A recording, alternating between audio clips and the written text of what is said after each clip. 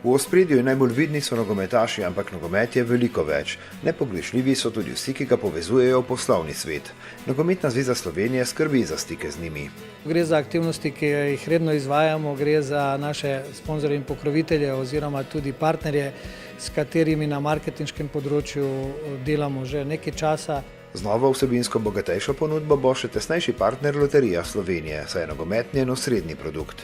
Mi smo se odločili, da investiramo več v tistega ključnega našega deležnika, ki prispeva največji delež k naši osnovni dejavnosti in pa seveda, kar je pa še za mene bolj pomembno, da tudi strateško menimo, da so produkti, ki jih lahko skupaj delamo in jih bomo razvijali in z njimi seveda še krepili tudi naše sodelovanje in pa naše vlaganje v razvoj nogometnega športa v Sloveniji.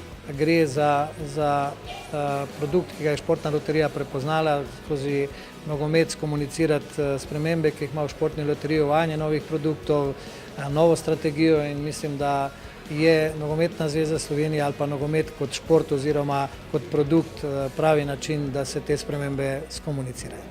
Nogometna zveza Slovenije in Loterija Slovenije se torej podajata proti novemu skupnemu cilju in s tem sledita sodobnim trendom na tem področju.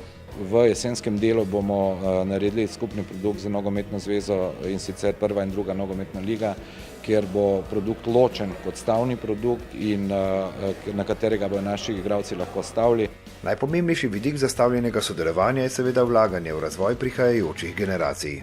Delež od sredstev, ki bodo ostala, kadar govorimo o vplačilih in izplačilih, bomo namenjali predvsem nogometni zvezi, predvsem za razvoj nogometa in sicer naša želja je, da za tiste otroke in mlade, ki sicer ne bi imeli dovolj finančnih sredstev, da si bi lahko z nogometom bavili.